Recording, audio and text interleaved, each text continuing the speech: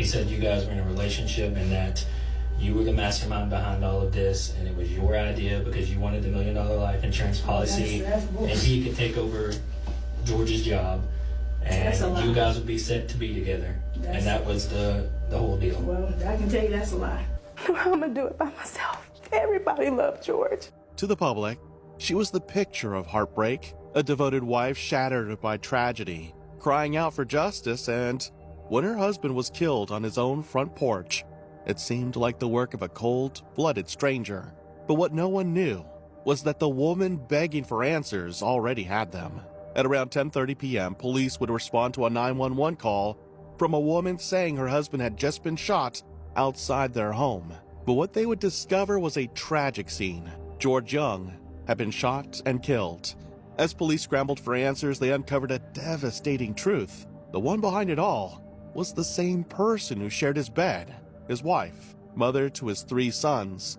A plot fueled by lust, greed, and a $1 million life insurance policy. What was more disturbing was what happened next. In fact, these stories are closely similar to the story I covered last weekend. Do you remember a woman who paid $1,000 to her husband's friend to kill him, but they turned against her? Mundo received a down payment for the gun to have me killed from Lulu. That's when I said, you know what, I think we have enough. Let's take this to the police now. If you have not watched it, I'll leave the link at the end of this video. This is the life and death of George Young. 43-year-old George DeAndre Young was born in 1974 in South Carolina. He graduated from Conway High School in Conway, South Carolina in 1992. As a young man, he developed a reputation for being dependable and hardworking, eventually taking on part-time work as a security guard with Strickland Security Company. In late 1995, George married his high school sweetheart, Tia Banks Young. The couple later settled in Gwinnett County in Georgia, where they built a steady life rooted in love, commitment, and hard work. They raised 3 boys together and made their home in the quiet suburban streets of Buford. Neighbors often saw George outside laughing and playing with his sons, a hands-on father devoted to family. To many, they seemed like a close-knit, loving family chasing the American dream. He was doing security, armed security for a, high-profile celebrity. The gig protecting rapper Lil Yachty wasn't George's first assignment of the day. George built a strong career in the security industry, quickly rising through the ranks with his work ethic and determination. He took on high-pressure roles, guarding high-profile clients, working at locations like Lenox Mall and various celebrity events while employed with Ackerman Security. Eventually, he channeled that experience into launching his own small security firm, a move that reflected both his ambition and desire to provide more for his family. Ivy Barnhill says 12-hour workdays were the norm for her big brother. My brother worked a lot. He worked 70 hours a week. He worked really hard to provide for his family. He often worked 70-hour weeks, juggling long shifts and business responsibilities, all to ensure his wife and children never went without. Friends described George as fiercely loyal, generous to a fault, and deeply devoted to people he loved. He was the kind of man who'd literally give you the shirt off his back. Around the neighborhood, his presence was a constant. Neighbors recalled how everybody loved George, and how it was rare, almost impossible, to find someone with a bad word to say about him. But inside the home, no one saw what was really happening. On the night of November 16, 2017, George returned home after a long security shift, this time working an event for rapper Lil Yachty's clothing line release in Atlanta. It was just after 11:23 p.m. when he pulled into his driveway and walked up to the front door of the home he shared with his wife and children. He inserted his key into the lock, likely exhausted but glad to be home. But what happened next, no one could have predicted. The first gunshot rang out, sharp, sudden, and deadly. Seconds later, a second shot followed. George never made it through the door. His keys were still lodged in the lock as he collapsed backward, fatally wounded. He died right there on his own front steps, just feet from the warmth and safety he thought he was returning to. But the horror didn't end at the doorstep. It was just beginning.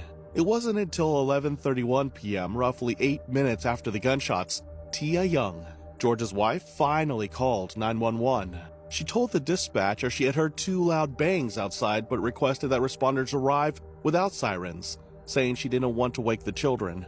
When paramedics and police arrived, the scene they found was both tragic and deeply unsettling. He got shot from the side. His keys were actually in the door when he was shot and killed. George was lying motionless on the front steps, his feet facing the door he never got to open. His phone, wallet, and keyring were all still on him. Nothing had been taken.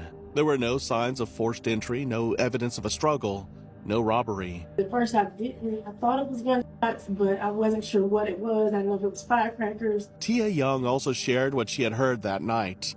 But I heard 2 loud gunshots. At first I thought it was gunshots, but I wasn't sure what it was. I know if it was firecrackers.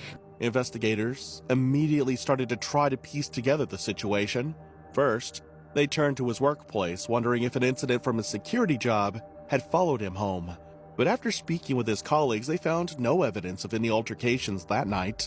With no leads there, detectives shifted their focus to the closest to George, his wife Tia, and her brother Harvey Timothy Lee. And that's when the inconsistencies started to surface. As they examined their statements, subtle inconsistencies began to emerge. One detail stood out. I'll jog your memories with those things that you told me. Maybe you'll tell me something you didn't remember the first time, okay? So just start out that night. I know that you said you had gone, or you were in bed. Were you like in a deep sleep, or were you just kind of sleeping, or what was going on? As far as I remember, I was in a deep sleep. Okay. And then what happened? I heard 2 loud noises. I wasn't sure if it was firecrackers or what it was. I sat up on my bed, looked around. My baby boy was still asleep. If I remember correct, I think I went to Tim's room, but he wasn't there. His light was on. Then I remember he was downstairs on the computer or a laptop at the table. I don't think I went to my mom's room right away. I think I went downstairs to where he was. And I think as I got almost down to the bottom step, he was coming up. He asked me, did I hear it? I said, yeah, I heard it. He said, it sounded like shots. I said, I'm not sure if it was shots or firecrackers or what it was, because the people in our neighborhood that I knew, they periodically do firecrackers for whatever reason. I think at that point he said he was gonna go get his gun, go up to his room, go down and check, see. I remember him opening the door, shutting it pretty quick, telling me to call 911. And that's why he told you that it was because George was out there. Okay. And I called 911. The lady goes through the whole thing. What's your emergency? And then I told her that my husband we heard gunshots, and my brother opened the door and said that it was my husband. She wanted to know, I think, where the shots were is what she needed to know. And yeah, that's the first thing she asked. I told her I couldn't do it. I couldn't go down there. So she said, is there anybody can look that can? I said, my brother. So he looked, told me what he thought he saw. So I relayed it to her. And then she wanted me to do CPR. I don't know CPR, first of all, and if I did, I don't think I'd have been able to gather myself to do it. I don't know. Could have, but I don't think so. Tia initially claimed she thought the gun